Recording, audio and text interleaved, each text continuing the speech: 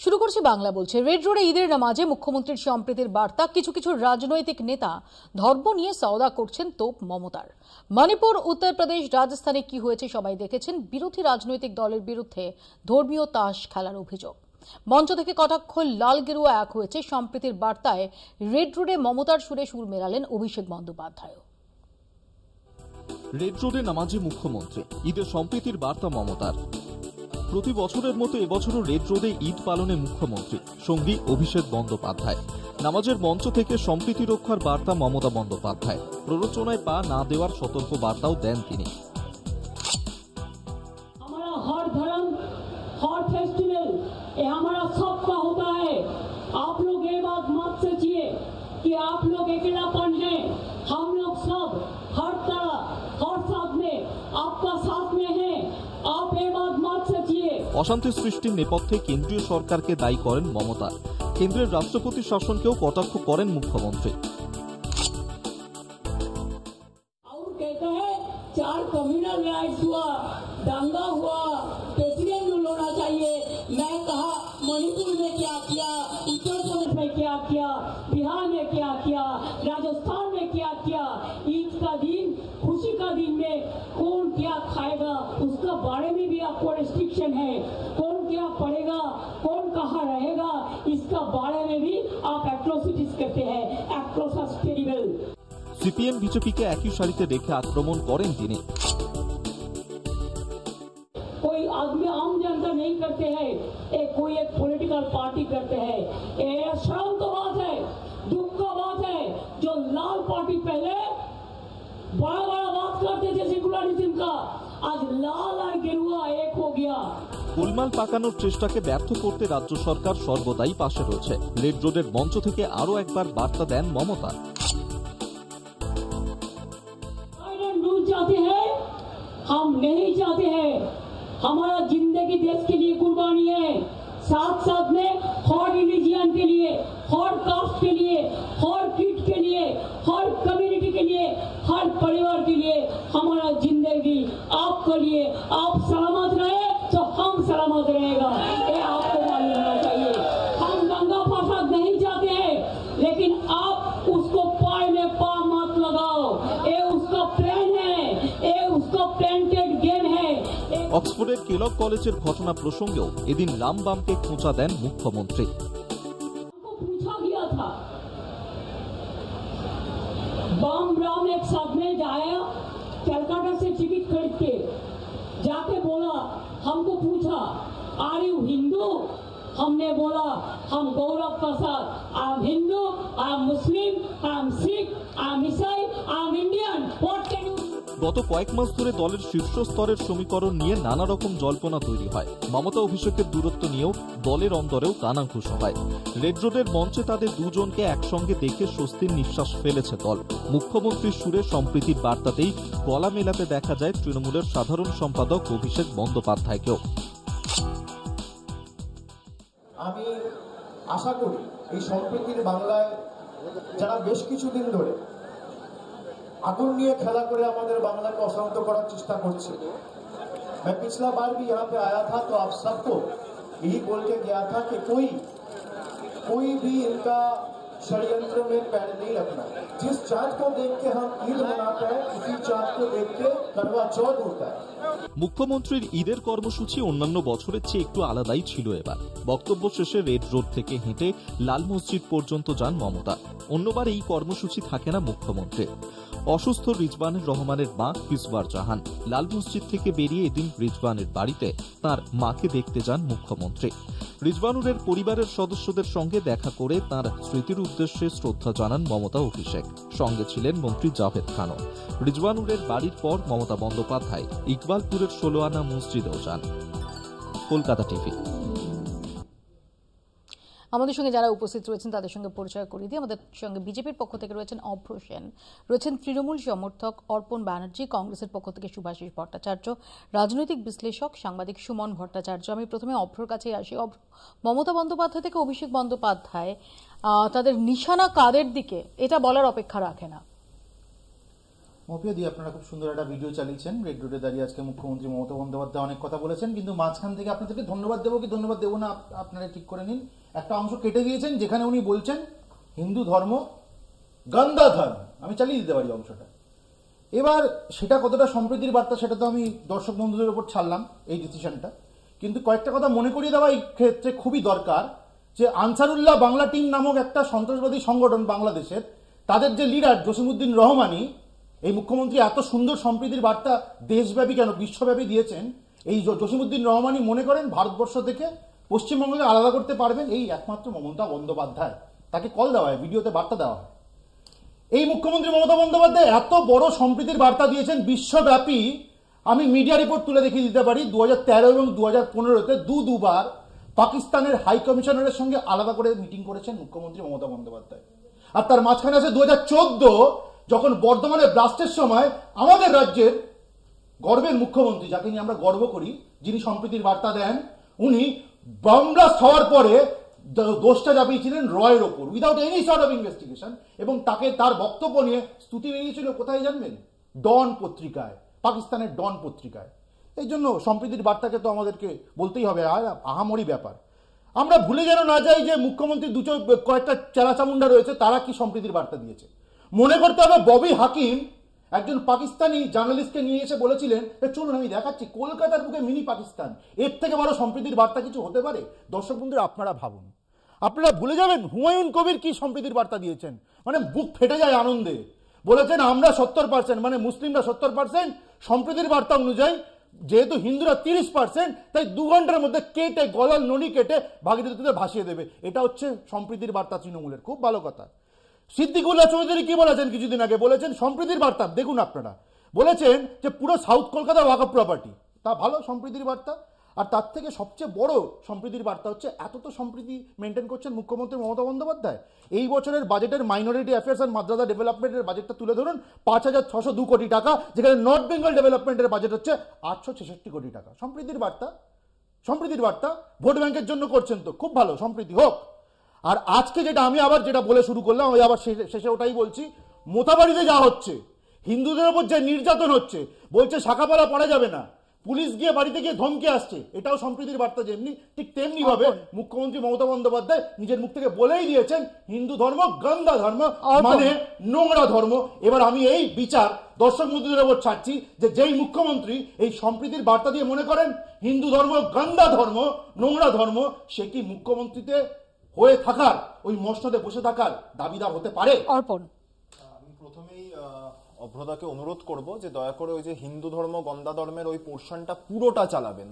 আমি দায়িত্ব সহকারে বলছি, মুখ্যমন্ত্রী ওখানে বলেছেন যে বিজেপি একটা ধর্ম প্রতিষ্ঠা করার চেষ্টা করছে, যেটা হচ্ছে গন্দা ধর্ম। বিজেপি একটা ধর্ম এনেছে যেটা হচ্ছে গন্দা ধর্ম। এবার বিজেপি যদি মনে করে থাকে যে সনাতন ধর্ম বা হিন্দু ধর্ম তারা প্রতিষ্ঠা করেছে বা তারা এনেছে, তাহলে হিন্দুত্ববাদী যারা সনাতনী আমরা যারা প্রত্যেকে আমরা নিশ্চিতভাবে বিচার করব যে হিন্দু ধর্ম বা সনাতন ধর্ম বিজেপি এনেছে, বিজেপি প্রতিষ্ঠা করেছে, নাকি যারা দীর্ঘদিনের সনাতনী তারা প্রতিষ্ঠিত করেছেন। দ্বিতীয়ত হচ্ছে পাকিস্তানের হাই কমিশনারের সাথে মমতা বন্দ্যোপাধ্যায়ের মিটিং এর কথা বললেন। আমরা দেখেছি পাকিস্তান কো ঘর মে ঘুসকে মারেঙ্গে বলা দেশের প্রধানমন্ত্রী প্রথম দিকে তিনি যখন নির্বাচিত হন, তারপরে তিনি একাধিকবার নওয়াজ শরীফের দাওয়াত খেতে গিয়েছিলেন। সেই বিতর্কে যাচ্ছি না। গীতার 9 নম্বর অধ্যায় 29 নম্বর শ্লোক বলছে সমোহং সর্বভূতেষু ন মে দেশহস্তি ন প্রিয়, অর্থাৎ আমি সকলের প্রতি সম মনোভাবাপন্ন, কেউই আমার বিদ্বেষ ভাবাপন্ন বা প্রিয় নয়। তাহলে সনাতন ধর্মের তথাকথিত ধারক ও বাহক বলে নিজেদের প্রতিষ্ঠিত করতে চাওয়া বিজেপি কেন এগুলো ভুলে যায়? ভারতবর্ষের মাননীয় প্রধানমন্ত্রীর নামে সওগাত এ মোদি চালু করে বিজেপি দিল্লি, দক্ষিণ পূর্ব দিল্লির নিজামুদ্দিনে। এই কর্মসূচি প্রথম শুরু করেন বিজেপির সর্বভারতীয় সভাপতি জেপি নাড্ডা। পশ্চিমবাংলায় ঈদ উপলক্ষে একটা ফেসবুক পোস্ট বিজেপির পক্ষ থেকে দেখা যায় না। ভারতবর্ষের মাননীয় প্রধানমন্ত্রী ক্ষমতায় আসার আগে বলেন সবকা সাথ সবকা বিকাশ সবকা বিশ্বাস, আর সেই দাবিকে নস্যাৎ করে দেশের রাজ্যের বিরোধী দলনেতা তিনি বিজেপির মঞ্চ থেকে দাঁড়িয়ে বলেন সবকা সাথ সবকা বিকাশ সবকা বিশ্বাস নয়, জো হামারে সাথ হাম উনকে সাথ। এবং তৃণমূল কংগ্রেসের সমস্ত মুসলিম বিধায়কদের চ্যাংদোলা করে ছুঁড়ে ফেলে দেবার যে বক্তব্য, সেটা আমরা সমাজ মাধ্যমে, সংবাদ মাধ্যম জুড়ে দেখেছি। এবং প্রশ্ন করছি শুভেন্দু অধিকারীকে, উনি তো বলেছেন তৃণমূল কংগ্রেসের সমস্ত মুসলিম বিধায়কদের চ্যাংদোলা করে ছুঁড়ে রাস্তায় ফেলে দেবেন। ওনার কাছে আমাদের বিনম্র প্রশ্ন যে এই মুসলিম তৃণমূল বিধায়কদের মধ্যে কি পাঁশকুড়া পশ্চিমের তৃণমূল কংগ্রেসের বিধায়ক শহীদ মাতা ফিরোজা বিবি রয়েছেন, যার ছেলে শহীদ শেখ ইমদাদুল 2007 সালের 14ই মার্চ নন্দীগ্রামে হাড়মাতদের হাতে শহীদ হয়েছিলেন? কারণ শুভেন্দু অধিকারী জেনারেলাইজ করেছেন তৃণমূল কংগ্রেসের সমস্ত মুসলিম বিধায়কদেরকে তিনি চ্যাংদোলা করে ছুঁড়ে ফেলবেন। তাহলে তিনি এটাও স্পষ্ট করে দিন যে তার মধ্যে শহীদ মাতা ফিরোজা বিবি আছেন কিনা। বাকি যা হিসাব করা সেটা নন্দীগ্রামের মানুষ বুঝে নেবেন। শুভাশিস দা, অভ্রর কথা শুনে নজরুলের একটি কবিতার একটা ছোট্ট লাইন মনে পড়লো, সেটা হলো ধর্ম সে তো বর্ম সমান সহনশীল, তাকে কি আর ভাঙতে পারে জাত বিজাতির ছোট্ট ঢিল। তো ঘটনা হলো যে হিন্দু ধর্ম কি এতই মানে ঠুনকো যে হুমায়ুন কবির কে কি বলছে বা কে কোথা থেকে বলছে হিন্দু ধর্ম তাতে একদম গুঁড়ো গুঁড়ো হয়ে যাবে? মনে হয় না, মনে হয় না। দ্বিতীয় কথা হলো যেটা খুব ইম্পর্টেন্ট, সেটা হলো একটা কম্পিটিটিভ একটা রিলিজিওসিটি চলছে, এটা হলো ধর্মীয় মেরুকরণ চলছে, সেটা প্রত্যেকেই লক্ষ্য রেখে চলছে যে ভোট সামনে বলে এটার সামনে তাদের টার্গেট।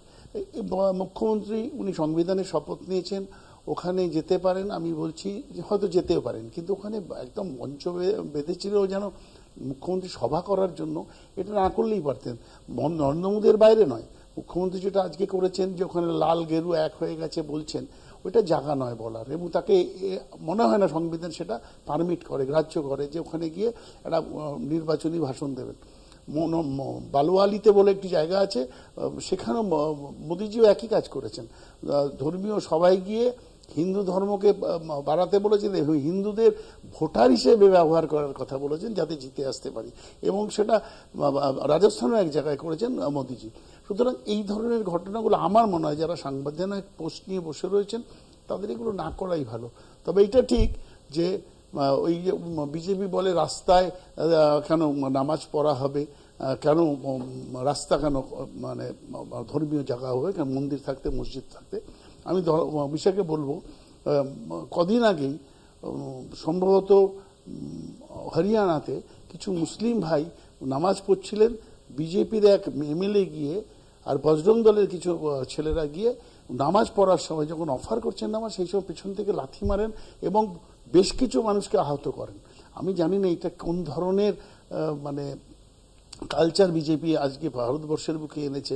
অথচ যে বলছিল তৃণমূলের ভাই ঠিক কথা বলেছে, আমরা দেখেছি প্রধানমন্ত্রীর ভাষণ এক, কাজে এক আরেক, সবাইকে নিয়ে বিশ্বাস নিয়ে ভারতবর্ষ গঠন হবে প্রধানমন্ত্রী বলছেন, আর সেই প্রধানমন্ত্রীকে দেখতে পাচ্ছি যে প্রতি মুহূর্তে ঘৃণা ছড়াচ্ছেন সারা ভারতবর্ষ জুড়ে, এবং ঠিক তার তার যে সহকর্মীরা তারা একই কাজ করছেন ভারতবর্ষ জুড়ে, এবং পার্লামেন্টের ভেতরে যেখানে আইন প্রণয়ন করা হয়, যেখানে সংবিধানের নামে শপথ করে ঢুকেছেন আইন প্রণয়ন করবেন বলে, সেখানে রমেশ বিদুরি থেকে আরম্ভ করে সবাই মুসলমান ধর্মের মানুষদের যেভাবে মানে জঘন্য আক্রমণ করছেন তা ভাবা যায় না, ভারতবর্ষের কালচারে কৃষ্টিতে মেলে না। প্রশ্নটা তুলছেন অভ্র বা যে প্রশ্নটা তুলছেন শুভাশিস দা, যে ঈদের মঞ্চ থেকে সেখান থেকে সম্প্রীতির বার্তা মুখ্যমন্ত্রী দিচ্ছেন, সম্প্রীতির বার্তা দিতেই পারেন, কিন্তু রাজনৈতিক বার্তাও তার মধ্যে ছিল কিনা?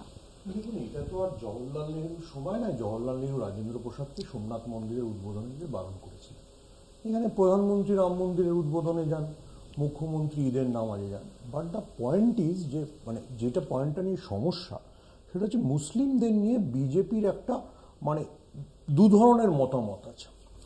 যখন পশ্চিমবঙ্গ বিজেপির মুখপাত্ররা বলেন তখন তারা ভুলে যান। আমি ওই জন্যই অর্গানাইজার চেক করছিলাম, আরএসএস এর অফিসিয়াল মুখপাত্র, তারা জানুয়ারিতেও লিখেছে যে এই কতদিন ধরে আমরা মুসলমানদের সাথে ঝগড়া করব, সাম্ভালে যথেষ্ট হয়েছে। ইভেন অ্যাকচুয়ালি কুম্ভের দিন মোহন ভাগবত গিয়ে ওখানে বলেছে টার্গেটিং যোগী আদিত্যনাথ যে এইসব ঝামেলা বন্ধ করে, এইসব করলে কোনোদিন অর্থনীতির উদ্বোধন মানে উন্নয়ন হবে না।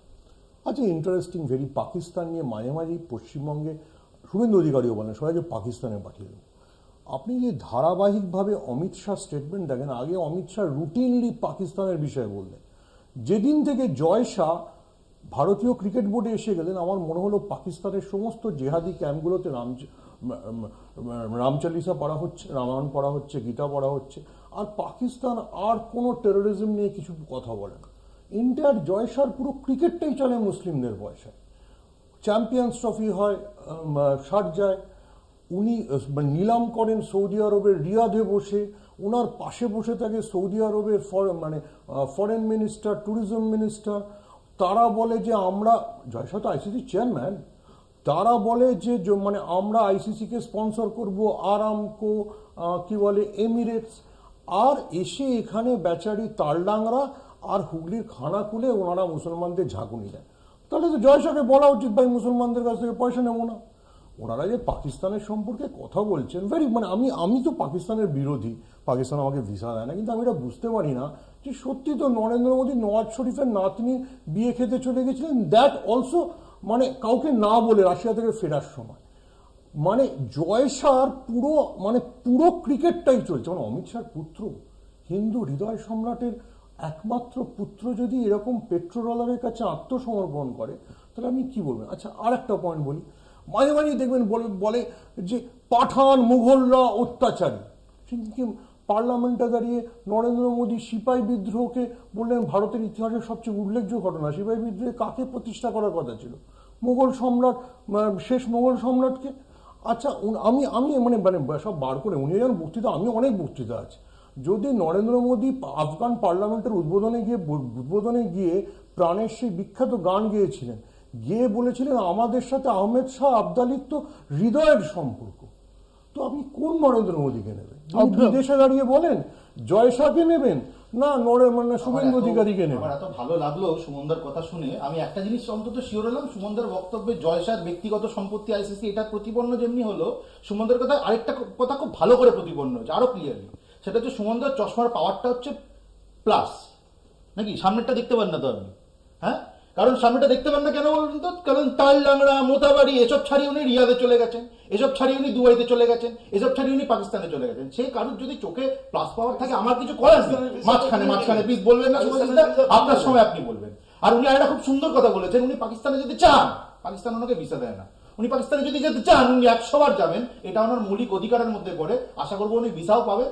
আর তারপর যেহেতু পাকিস্তানের জিনিসটা উনি এত ভালো করে বোঝেন, রিয়াদ বোঝেন, দুবাই বোঝেন, ওখান থেকে ঘুরে আসুন না, আরো আমাদের সম্পৃক্ত করুন, আরো আমাদের সমৃদ্ধ করুন। ঘুরে আসার কথা বলছো, আমি ভাবছিলাম যে সুমনদা ওখানে থেকেছে। না দাদা, সুমনদা ঘুরে আসুন। সুমনদা ঠিক যেমনি অর্গানাইজার করে ঘুরে এসে আবার অর্গানাইজার করুন। সুমনদা তারপর পাকিস্তান থেকে ঘুরে এসে তালডাংরা, মোতাবাড়ি থেকে হচ্ছে একটু দেখতে পান, আমরা তো সেটা চাইবো। তাহলে বুঝবো সুমনদার বিশ্লেষণটা একটা একপেশে বিশ্লেষণ না হয় একদম সঠিক বিশ্লেষণ হলো। যাই হোক, সেটা অন্য কথা, আমি সেসব নিয়ে। কিন্তু তুমি বলো না যে এই যে সময়টায় দাঁড়িয়ে আমরা আলোচনা করছি, তখন কোথায় অরঙ্গজেব তার সমাধি সেটাকে টেনে আনা হচ্ছে একটা সিনেমা তার উপর ভিত্তি করে, এবং সমাধি ছেড়ে দিন না, ও তো ইতিহাসের পাতায় হারিয়ে গেছে। আপনার বক্তব্য আমি মোতাবাড়িটা তো প্রাসঙ্গিক।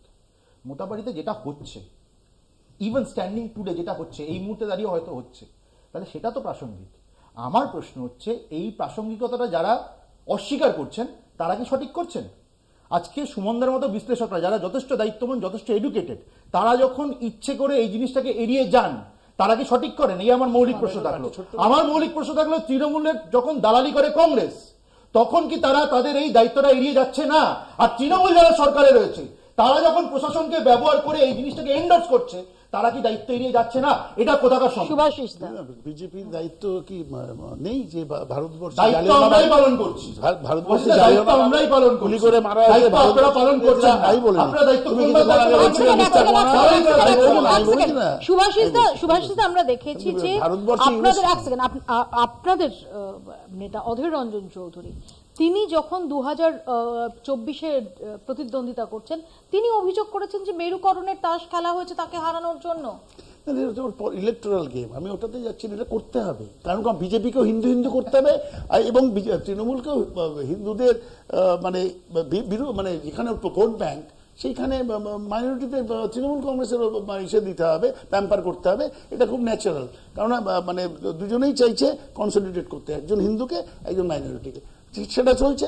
অযোধ্যা হেরেছে এই কারণে, কিন্তু ঘটনা হলো মানুষ আজকে মুর্শিদাবাদের মানুষ বা বহরমপুরের মানুষ আজকে বুঝতে পেরেছে কাদেরকে ভোট দিয়ে এনেছি, তার অতীত থেকে হারানোটা ঠিক হয়নি, এটা বুঝতে পেরেছে। এখন ঘটনা হলো যে ওরা কিছু হলে অরঙ্গজেবের কবর খোঁড়ে।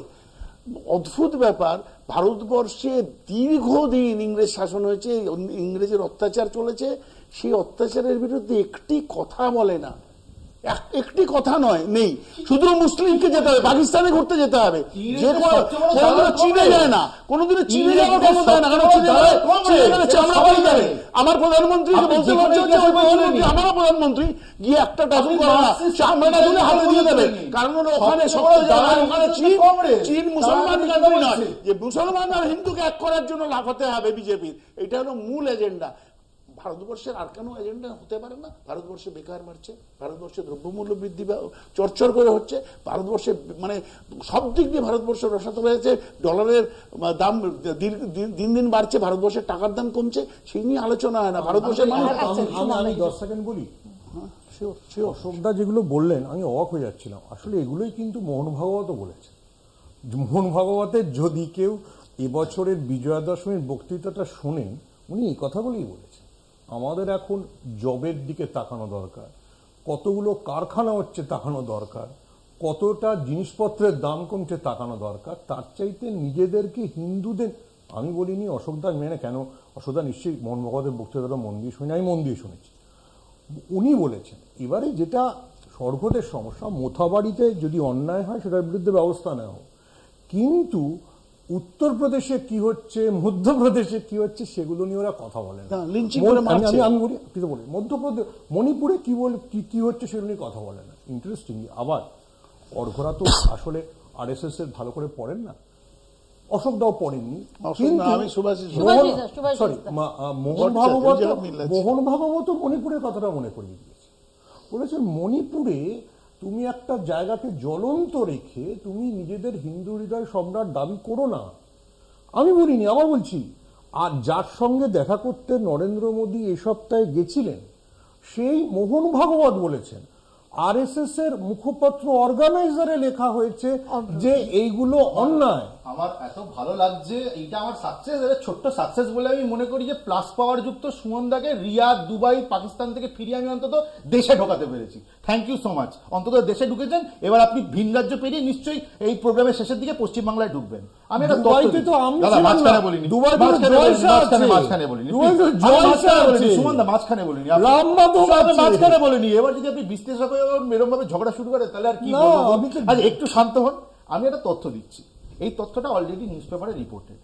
জানুয়ারি 2021 থেকে জুন 2022 মধ্যে একজন ব্যক্তি বিশেষ RTI করেছিলেন এই স্প্যানটার জন্য, এবং আমাদের পশ্চিমবঙ্গের যে কটা পুলিশ কমিশনারেট সব জায়গায় উনি RTI করেছিলেন। মাত্র 12টা পুলিশ কমিশনারেট উত্তর দিয়েছে, এবং RTIটা পশ্চিমবঙ্গের মধ্যে আছে মাত্র 6টা পুলিশ কমিশনারেট, 12টা পুলিশ কমিশনারেট বা জেলা সব মিলে। এবার সেখানে দাঁড়িয়ে 12 জায়গা থেকে যে রেসপন্স এসছে, ওনার যেটা কোয়ারি ছিল সেটা হচ্ছে কতগুলো ইনস্ট্যান্সেস অফ রায়েট হয়েছে এই স্প্যানটার মধ্যে, জানুয়ারি 21 থেকে জুন 2022। তো 2 বছরে, এই যে 1.5 বছরের স্প্যান, সেখানে দেখা যাচ্ছে টোটাল 200 কেসেস। 200টা যে কেস দেখা যাচ্ছে RTI এর মাধ্যমে, আপনি সেই সময় যদি NCRB ডেটা তুলে ধরেন দেখতে পাবেন স্টেট গভর্নমেন্ট বলেছে মাত্র নাকি একটা কেস অফ রাইটিং। আমার বক্তব্য হচ্ছে, তাহলে এই যে সম্প্রীতির বার্তার কথা মুখে বলছে তৃণমূল কংগ্রেস, কি করছে সেটা তো আমরা বুঝতে পারছি। এই সাবপ্রেশনটা কেন? তার মানে হিন্দুদের উপর অত্যাচার হচ্ছে আর সেটা চেপে দেওয়ার একটা প্রচেষ্টা। অর্পণের কাছে আসবে, একটা ব্রেক আমাকে তার আগে নিতে হবে, ছোট্ট একটা ব্রেকের পর ফিরছি, দেখতে থাকুন বাংলা বলছে। দেখছেন বাংলা বলছে। আমি অর্পণের কাছে যাব। অর্পণ, বিরতির আগে অভ্র যেটা অভিযোগ করছিল যে আসলে হিংসা নিয়ে, সাম্প্রদায়িক হিংসা নিয়ে তথ্য চাপা দেওয়া হচ্ছে। না, এগুলো একদমই ভ্রান্ত, কারণ আমরা তো জানি যে বিজেপির কাছে মূলত হোয়াটসঅ্যাপ ইউনিভার্সিটির তথ্য থাকে। আমি আপনাকে একটা তথ্য দিই, সেটা হচ্ছে বিজেপির IT ইনচার্জ অমিত মালভিয়া, তিনি টুইটে একটি দাবি করেছেন, এক্স হ্যান্ডেলে তার পোস্টে, যে 21 জনকে গ্রেপ্তার করা হয়েছে মোথাবাড়ির ঘটনায়, যে 21 জনই ধর্মীয়ভাবে সনাতনী বা হিন্দু। আমি আপনাকে বলছি, আজ রাজ্যের ADG law and order Javed Samim তিনি তথ্য সহকারে বলেছেন যে মোট 61 জনকে গ্রেপ্তার করা হয়েছে ধর্ম জাতি নির্বিশেষে। এবার এই 21 জন তাদের পক্ষে আইনজীবী হচ্ছে খুব সম্ভবত তরুণজ্যোতি তিওয়ারি, অভ্রদা আরো ভালো বলতে পারবে। তো তরুণজ্যোতি তিওয়ারি যেহেতু তাদের পক্ষের আইনজীবী, তাই তরুণজ্যোতি তিওয়ারির ফেসবুক আপনার এক্স হ্যান্ডেলের পোস্টেও ওই 21 জনেরই নাম দেখা যাচ্ছে। যদি তাদের সৎসাহস থাকে তাহলে যে 61 জনকে গ্রেপ্তার করা হয়েছে তাহলে তারা সেই 61 জনের নাম বিজেপির পক্ষ থেকে প্রকাশ করুক। সেখানে বাংলার মানুষ দেখুন যে সেখানে কতজন হিন্দু, কতজন মুসলমান আছেন বা ধর্মীয় নির্বিশেষে কতজন রয়েছেন। আর দ্বিতীয়ত হচ্ছে, আজ পবিত্র ঈদ, খুশির ঈদের দিনে মালদার মোথাবাড়িতে একটি ভিডিও ভাইরাল হয়েছে সমাজ মাধ্যম জুড়ে। আমার মনে হয় বিজেপির প্রতিনিধিরা সেই ভিডিওটি দেখেননি, যেখানে স্পষ্টত দেখা যাচ্ছে যে মোথাবাড়িতে ঈদের কেনাকাটা চলছে এবং সেখানে যারা দোকান দিয়েছেন তাদের হাতে, মহিলাদের হাতে শাখা পলা এবং গলাতে আপনার কৃষ্ণমালা, স্পষ্ট তাদের দোকান থেকে কিনছেন মুসলমান সম্প্রদায়ের মানুষরা ঈদ উপলক্ষে। এই সম্প্রীতির বার্তাই তৃণমূল কংগ্রেস দিচ্ছে, মমতা বন্দ্যোপাধ্যায় রেড রোডে গিয়ে দিয়েছে। আমি বেশি কিছু বলবো না এই বক্তব্যের পরে। এই বক্তব্যের পরে আমার তো বুকে ব্যথা করছে, মাথা ব্যথা করছে, সবই করছে। কারণ যুক্তিটা দেখুন, আমরা বলছি 21 জন সনাতনীকে অ্যারেস্ট করা হয়েছে এবং তাদেরকে সব রকম আইনি সহায়তা আমরা করব। তৃণমূল প্রতিনিধি বলছেন যে পুলিশ দাবি করেছে 61 জনকে ধর্ম, জাত, পাত নির্বিশেষে নাকি অ্যারেস্ট করা হয়েছে। সেই লিস্ট পুলিশ দেবে না। যে যারা দাবি করছে তৃণমূল সরকার পুলিশ দেবে, মাঝখানে বলো না, মাঝখানে বললে বলতেই করছো, মাঝখানে বললে বলতেই তুমি পারবে না করতে, বলা তোমার থেকে আমরা পারবে না করতে। 61 জনের লিস্ট তৃণমূলের বেশি বলা, একাধিক রাজনৈতিক দল বদলে অবস্থা বুঝুন, অবস্থা বুঝুন, কতটা তথ্যের অপরাধ, বলতেই দেব। ব্যক্তি আক্রমণ না, অর্পণ ব্যক্তি আক্রমণ না, অভ্র ব্যক্তি আক্রমণ না, পয়েন্টে আলোচনা করো, রাজনৈতিক আলোচনা করো। আমি তো পয়েন্টে বলছি না, তো ভুল তথ্য দিচ্ছি। রাজনৈতিক আলোচনা। 61 জন অ্যারেস্ট হয়েছে, লিস্ট দাও, কোথায় অ্যারেস্ট হয়েছে লিস্ট দাও। 61 জন লিস্ট দাও, বলছি তো, লিস্ট দাও, বলছি জামাল সামনে কথা কি রায়মোদা তিনি বলছেন নাম আছে, তুমি সরকার আছো, তোমরা সরকার আছো, তোমরা সরকার আছো, তুমি তৃণমূলকে প্রতিনিধিত্ব করছো না কেন? তৃণমূলকে প্রতিনিধিত্ব করছো না, লিস্ট দাও, তাহলে সকলে লিস্ট দাও। জাভেদ সামিনকে বলো লিস্ট দিতে বলো। নিশ্চয়ই নিশ্চয়ই দাও, নিশ্চিত ভাবে দেবে, লিস্ট যখন নিশ্চিত ভাবে দেবে, লিস্ট দিয়ে আসবে, লিস্ট দিয়ে আসবে, লিস্ট দাও, লিস্ট দাও, লিস্ট দাও, তোমরা 21 জনের লিস্ট দাও, বলো চ্যালেঞ্জ করছো, তোমরা কেন পোস্ট করছো? লিস্ট দাও, তোমরা চ্যালেঞ্জ করছো, তোমরা কথা বলে চেষ্টা করছো, এই যে তোমার এই যে মিথ্যা কথা, এই ভণ্ডামিটা মানুষ দেখতে পাচ্ছে। আসবো অভ্র,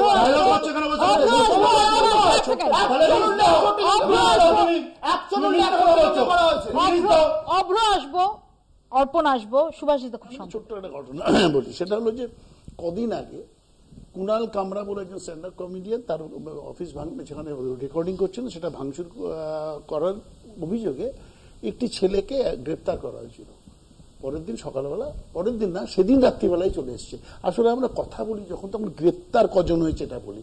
গ্রেপ্তারের পর কজনকে নন বেলেবল সেকশন দেওয়া হলো, কজন জেলে কদিন থাকলেন, সেটা নিয়ে আলোচনা করি না। ঠিক বিজেপিও এই জিনিস করছে, তৃণমূল এই জিনিসকে নিয়ে সাপোর্ট করছে। আর দ্বিতীয় কথা, আমি একটা কথা, সুমনের একটা কথা বলি।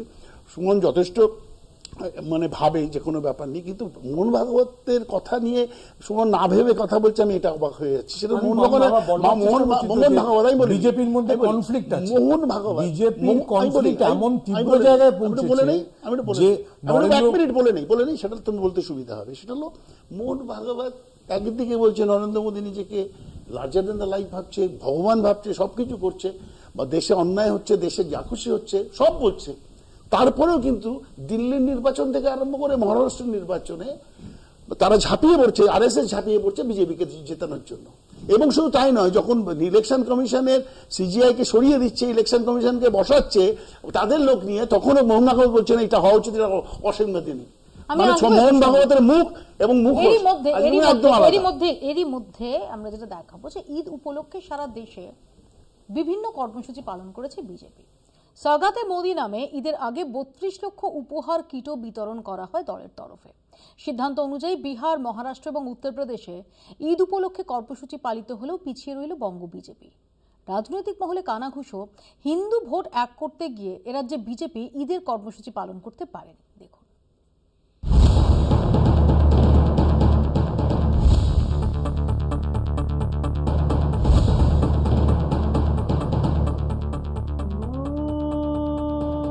ঈদ উপলক্ষে সারা দেশে বিভিন্ন কর্মসূচি পালন করেছে বিজেপি। সওগাতে মোদি নামে ঈদের আগে 32 লক্ষ উপহার কিটও বিতরণ করা হয় দলের তরফে। কিটে ছিল শুকনো ফল, সুজি, চিনি, ঘি, পুরুষদের জন্য কুর্তা পাজামা আর মহিলাদের জন্য সালোয়ার কামিজের কাপড়। 16ই মার্চ দিল্লিতে এক বৈঠকে এই সিদ্ধান্ত হয়। সিদ্ধান্ত অনুযায়ী বিহার, মহারাষ্ট্র, উত্তরপ্রদেশে ঈদ উপলক্ষে কর্মসূচি পালিত হলেও পিছিয়ে রইল বঙ্গ বিজেপি। রাজনৈতিক মহলে কানাঘুষো হিন্দু ভোট এক করতে গিয়ে এ রাজ্যে বিজেপি ঈদের কর্মসূচি পালন করতে পারেনি। প্রশ্ন উঠছে, এ রাজ্যে হিন্দু ভোটের দাবিকে সামনে তুলে আনতে গিয়েই কর্মসূচি রূপায়ণে ব্যর্থতা। রাজনৈতিক মহল বলছে রাজ্য বিজেপির এখন লক্ষ্য সব হিন্দু ভোট এক করা। তারা মনে করে হিন্দু ভোট এক করতে পারলেই 26-এ রাজ্যে ক্ষমতায় আসবে বিজেপি। তাই শুভেন্দু সহ রাজ্য নেতারা নেমে পড়েছেন হিন্দু হিন্দু ভাই ভাই স্লোগান নিয়ে। সংখ্যালঘু এলাকায় বুথ কমিটি করার দরকার নেই বলে নিদানও দেওয়া হয়েছে।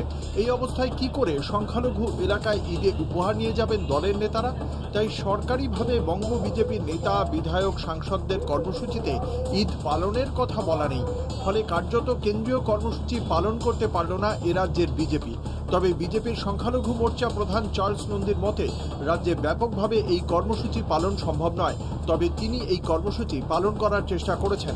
নেতারা কেন নেই এই কর্মসূচিতে? এই প্রশ্নের কোনো উত্তর পাওয়া যায়নি। কলকাতা টিভি। আমি অভ্রর কাছে এখানে আসবো যে অভ্র, আমরা দেখেছিলাম যে 2014-এ ক্ষমতায় আসার পর প্রধানমন্ত্রী নরেন্দ্র মোদী তিনি যে ইনক্লুসিভনেসের ওপর তিনি জোর দিয়েছিলেন। প্রশ্নটা হচ্ছে যে ইনক্লুসিভনেসের কথা যখন উঠছে, যদি আমরা কাজের ক্ষেত্রে দেখি তখন কি সেটাই আমরা দেখতে পাচ্ছি? আমি তোমার কাছে আসবো, তার একবার নিউজ রুমে চলে যাব। আমাদের সহকর্মী অঞ্জন রায় নিউজ রুম থেকে আমাদের সঙ্গে রয়েছেন। আমি নিউজ রুমে সরাসরি চলে যাব।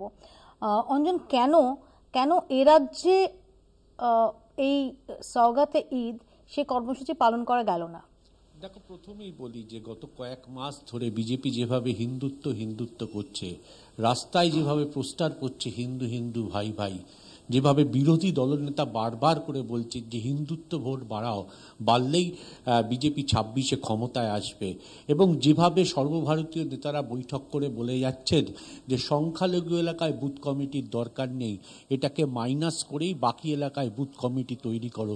ফলে কি মুখে যাবে ঈদের এই কর্মসূচি নিয়ে? মানুষের কাছে তারা পৌঁছবে জামা কাপড় দিতে বা অন্ন দিতে। হয়তো সংখ্যালঘু সেল বিজেপির যারা আছে তারা স্থানীয়ভাবে কিছু উদ্যোগ নিয়েছে, কিন্তু নেতারা কোথায়? এতগুলো বিধায়ক, এতগুলো এমপি, বিরোধী দলনেতা, সভাপতি। এই রাজ্যের যে প্রেক্ষাপট, এবং এখানে যদি আমরা ভোট পার্সেন্টেজ দেখি, প্রায় 30% এখানে সংখ্যালঘু সম্প্রদায়ভুক্ত মানুষ, এবং যে মানুষদের সমর্থনটা সেটা মমতা বন্দ্যোপাধ্যায়ের দিকে যে কনসলিডেটেড হয়ে রয়েছে, সাম্প্রতিক ইলেকশনগুলোতে সেটা বারবার প্রমাণিত হয়েছে। এরকম একটা জায়গায় দাঁড়িয়ে কি রাজ্য বিজেপি মনে করছে যে আসলে বন্ধুত্বের বার্তা সংখ্যালঘুদের প্রতি, তার বদলে যদি এই যেমন বলে যে অবস্থানটা রাজ্য বিজেপি নিচ্ছে সংখ্যালঘু সম্পর্কে, অর্থাৎ একটু হস্টাইল একটা অবস্থান, সেটা নেওয়াটাই আখেরে লাভ দেবে তাদের, সেই কারণেই বাংলায় কোথাও বিরত থাকা হলো? দেখো, তুমি যে কথা বলছো সেই কথাতেই তো তাল মেলাচ্ছে বিজেপি, যে হিন্দুত্বের ভোটের দিকে নজর দাও, সংখ্যালঘু ভোট আমাদের জন্য নয়। কার্যত এইটাকে সামনে রেখেই বিজেপি এগোচ্ছে। তাদের কর্মসূচি তাই হচ্ছে, তাদের স্লোগান তাই হচ্ছে। ফলে সেই কর্মসূচির স্লোগান তো বারবার বলছেন সভাপতি থেকে শুরু করে বিরোধী দলনেতা, হিন্দু ভোট বাড়াও, হিন্দুকে কনসলিডেট করো, হিন্দু হিন্দু ভাই ভাই ব্যানার পড়ছে, পোস্টার পড়ছে। ফলে সেই জায়গায় দাঁড়িয়ে এই কর্মসূচি তারা কি করে পালন করবে? তাই এবারে ঘাটতি থেকে গেল এই রাজ্যে এই কর্মসূচি পালন করা। তারা হিন্দু ভোট ধরতে গিয়ে এ রাজ্যের সংখ্যালঘু মানুষের প্রতি যে আচরণ করছে, সেইটা তাদেরকে এই কর্মসূচি থেকে, কেন্দ্রীয় কর্মসূচি অন্য রাজ্যে পালন হচ্ছে কিন্তু করতে পারলেন না তারা। কেউ কেউ বলছেন এটা লজ্জায় তারা যেতে পারলেন না হয়তো সংখ্যালঘুদের কাছে। এই নিয়ে দলের মধ্যেও কিন্তু প্রশ্ন উঠছে।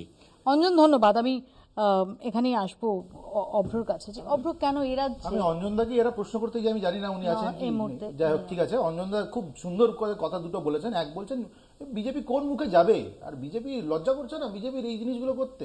তো অঞ্জনদা, আপনাকে আমি সম্মান জানিয়ে বলছি, আপনি একজন সিনিয়র জার্নালিস্ট, আপনার লজ্জা করছে না মোতাবাড়িতে যে ঘটনাগুলো হয়েছে সেগুলো নিয়ে কথা বলতে? মানে আপনি কি লজ্জা করছে বলে আপনি কথা বলছেন না, না কেন বলতে পারছেন না? আপনি নাকি আপনার মুখ নেই? এই প্রশ্নগুলো আমার কিন্তু রইল। আমি বলছি এই রাজ্যে হিন্দুরা বিপন্ন।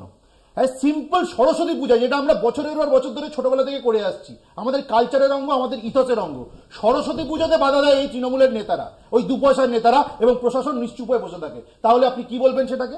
এর আগে আমরা দেখেছি প্রশাসনের তরফে বিসর্জন, দুর্গা ঠাকুরের বিসর্জন, সেটাকে আটকে দেওয়া হয়, হাইকোর্ট থেকে অর্ডার করে বিসর্জন করতে হয়, সেটাকে আপনি কি বলবেন?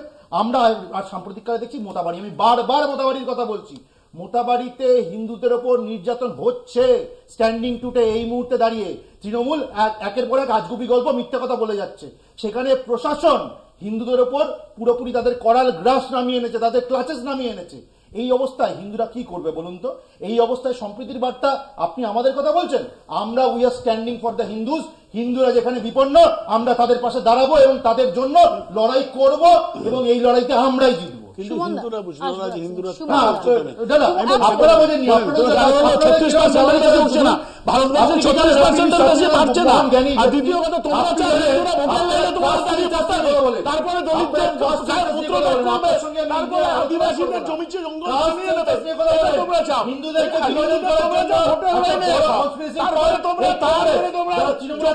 সবাইকে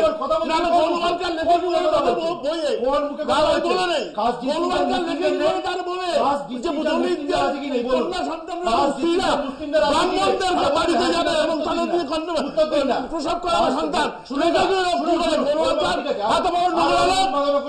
তুমি বিজেপি করে বলছো, তুমি মুসলিম আর হিন্দু করছো, হিন্দুরা তোমাদের ভাবছে যে তোমরা হিন্দুদের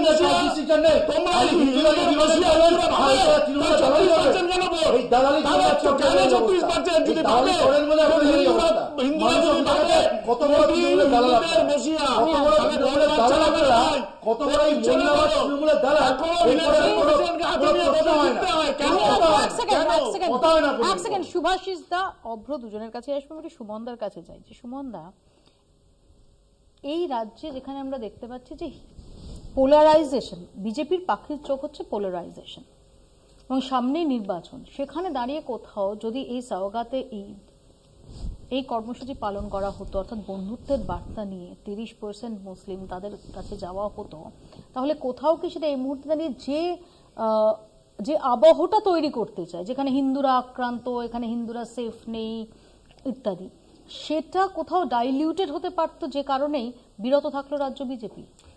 না, আমার তা মনে হয় না। আমার যেটা আমি প্রথম থেকে বলছি যে বিজেপির এই বিষয়ে ডিফারেন্স অফ ওপিনিয়ন আছে। ন্যাশনালি বিজেপি যেভাবে চলতে চায়, পশ্চিমবাংলায় শুভেন্দু অধিকারীর পলিটিক্যাল লাইনটা আলাদা। আবার যদি আপনি বিজেপির মধ্যে জগন্নাথ চট্টোপাধ্যায়দের বিবৃতি দেখেন, তাহলে দেখবেন যে তারা শুভেন্দু অধিকারীর পলিটিক্যাল লাইনটার বিরোধিতা করেছে। তার একটা বেসিক কারণ আছে, সেটা হচ্ছে যে পশ্চিমবাংলায় আপনি যত মেরুকরণের রাস্তায় হাঁটবেন, শুধু যে আপনার মুসলমান ভোট সরবে তা নয়। এমন হতে পারে, যেটা 2021 ইলেকশনে বিজেপি একবার টের পেয়েছে, আপনার লিবারাল হিন্দুরাও আপনাকে ভোট দেবে না। এইটা যতক্ষণ না বিজেপি বুঝতে পারবে এটা উত্তরপ্রদেশ বা গুজরাট নয়, যারা রামকৃষ্ণ, বিবেকানন্দ, সুভাষ বোস পড়েছে, তারা যতবার আপনি পোলারাইজেশনের পথে হাঁটবেন, এগেন আই রিপিট, ততবার লিবারাল হিন্দু ভোট আপনার থেকে সরে যাবে। এবং বিজেপি যেন ভুল না করে যে এই রাজ্যটা it's a different political state. এটা বিজেপির জন্য তো ইজি না। শ্যামাপ্রসাদ 1952 জিতেছিলেন, কিন্তু শ্যামাপ্রসাদ মারা যাওয়ার পরে ওই সাউথ ক্যালকাটায় মানে জনসংঘ কোনো ভোট পায়নি। ফলে it's a different political game. ফলে সেইখানে আবারও আমি রিপিট করছি, বিজেপি যত পোলারাইজেশনের কথা বলবে, যত সাম্প্রদায়িক কথাবার্তা বলবে, যত মোল্লা বলে আক্রমণ করবে, তত এগেন আই রিপিট, তত স্বভাবগতভাবে, আমি হিন্দু ভোটের কথাই বলছি, হিন্দু ভোট বিজেপির থেকে সরে যাবে। দেখুন, হিন্দুরা বোকা নয়। আমি একটা বর্ধমানের কাটোয়া গ্রামের গিদ্রার ঘটনাটা মনে করিয়ে দিতে চাই। সেখানে যখন দলিতদের একটা অংশকে শিব মন্দিরে ঢুকতে দেওয়া হচ্ছিল না, তখন বিজেপির কোন নেতা গেছিলেন? তার মানে আপনি একটা ব্রাহ্মণিক্যাল সুপ্রিমেসি চাপিয়ে দিতে চাইবেন, সেটা পশ্চিমবাংলার জনগণ মেনে নেবে? পশ্চিমবাংলা অনেক liberated, it's not a easy game. এবং বিজেপি যেন না ভুলে যায় যে এই পোলারাইজেশনের গেম খেলতে গিয়ে ইউপিতে 2024 লোকসভায় কি হয়েছিল? রাম মন্দির ডিভিডেন্ড দিয়েছিল, কংগ্রেস এসপি জোট সাফ করে দিয়েছিল। তো ফলে যতবার দেখুন, আমরা সবাই হিন্দু, পশ্চিমবাংলার চাইতে বেশি হিন্দু আন্দোলন ভারতবর্ষে কোথাও হয়নি। এখানে রামকৃষ্ণ, বিবেকানন্দ থেকে শুরু করে চৈতন্য সব আন্দোলন হয়েছে। ফলে পশ্চিমবাংলার হিন্দুরা বিজেপির থেকে হিন্দুত্ব শিখবে না। অভ্র না, খুব ভালো লাগছে ডিবেটের 40 মিনিটের মাথায় 41 মিনিটের মাথায় সুমনদা ফাইনালি রিয়াদ, দুবাই, পাকিস্তান ঘুরে ভিন রাজ্য ঘুরে কলকাতার একটু কাছাকাছি ঢুকেছেন, কিন্তু উনি মতাবাড়িতে পৌঁছাতে পারেন। আপনি যতবার বলবেন ততবার বলবো, আপনাদের 100বার বলবো, 100বার বলবো, যত দূষণ হবে, যত তৃণমূল দূষণ করবে ততবার বলবো, আপনাদের বারবার বলবো। আপনার যদি দায় থাকে দূষণ করে দালালি করার ছিল আপনার দায়, আপনার যদি দায় থাকে তৃণমূলের দূষণকে সমর্থন করেন আপনি করুন, কিন্তু যতবার তৃণমূল তোষণ করবে এই মোল্লাদেরকে এবং হিন্দুদেরকে বিপন্ন করবে ততবার বলবো, কেউ আটকাতে পারবে না। আপনার বিশ্লেষণটা কতটা আপনি হিন্দুদের বিপন্ন দেখতে পারেন না, আপনি জামাবাড়ির কথা বলেন না, আপনি তৃণমূলের কথা বলেন না, আপনি মুসলিমদের কাছে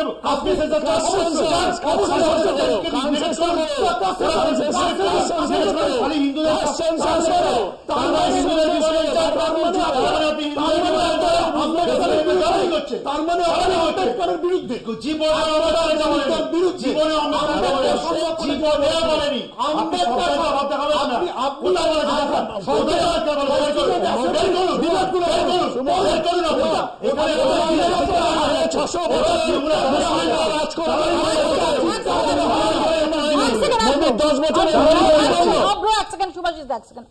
না, আমি খুব সহজ দু একটা কথা বলি। অভ্রদা এখানে বললেন যে দুর্গাপুজোর সময় বিসর্জন করতে দেওয়া হয়নি, মহরম, দুর্গাপুজো ইত্যাদি ইত্যাদি। আমরা দেখেছি যে ইউনেস্কো বাংলার দুর্গাপুজোকে ওয়ার্ল্ড হেরিটেজ স্বীকৃতি দিয়েছে। এত বছর ধরে চলে আসছে, 6-7 বছর ধরে চলে আসছে। তোমাদের 5 পয়সা আমাকে একটু শেষ করতে 5 পয়সা যখন আমি বলছিলাম তখন মনে করা উচিত ছিল যে পরে তুমি বলবে। আচ্ছা ঠিক আছে, ওনাদের কথা বলে চটি চাটা কি করে ওনারা বলতে চান ইউনেস্কো চটি চাটা, ওনারা আগে বলেছেন ইউনেস্কো চটি চাটা, এই ইউনেস্কো চটি চাটা, ইউনেস্কো মমতা ব্যানার্জি চালায়, ইউনেস্কো তৃণমূল চালায়, তৃণমূলের জন্য ইউনেস্কো তৃণমূল চালায়, সরকারের আমলে মামাটি মানুষ সরকারের আমলে আর ইউনেস্কো বাংলার দুর্গাপুজোকে ওয়ার্ল্ড হেরিটেজ স্বীকৃতি দিয়েছে। নাম্বার 1, নাম্বার 2 দাদা নাম্বার 2 হচ্ছে এই সরস্বতী পুজো নিয়ে বিজেপি প্রতিনিয়ত মিথ্যাচার করেছে। সরস্বতী পুজো নিয়ে বিজেপি প্রতিনিয়ত মিথ্যাচার করেছে।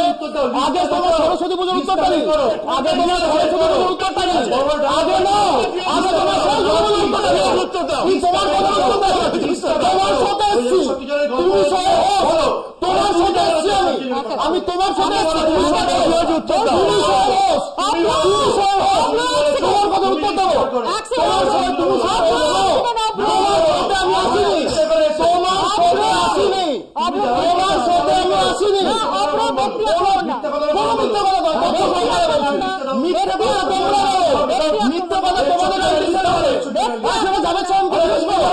জাভেদ শামীমকে জিজ্ঞাসা করো, জাভেদ শামীমকে জিজ্ঞাসা করো, সংবাদ মাধ্যমে আছে, সংবাদ মাধ্যমে আছে, সংবাদ মাধ্যমে আছে, তোমরা তো বিরোধী দল, তোমরা তো বিরোধী দল, জিজ্ঞাসা করো, তোমরা বিরোধী দল তো জিজ্ঞাসা, কোনো গান গল্প নয়, কোনো গান গল্প নয়, চূড়ান্ত মিথ্যাচার করেছো, সরস্বতী পুজো নিয়ে করেছো, সরস্বতী পুজো নিয়ে বাংলার বুকে কোনো শান্তি হয়নি, সরস্বতী পুজো নিয়ে যদি কোন রাজনৈতিক দল বাংলা অশান্তি করে থাকে সেটা বিরোধী করে বিধানসভার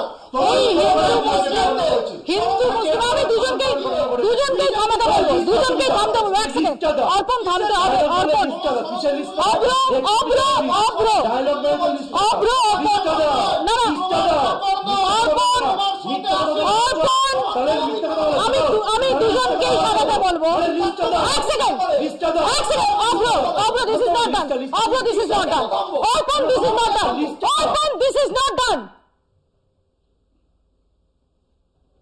এই হিন্দু মুসলিম নিয়ে এই 1 ঘন্টার চিৎকার চেঁচামেচির পর আমি আজকের শোটা শেষ করতে চাই সুদীপ ভট্টাচার্যের একটা কবিতা দিয়ে।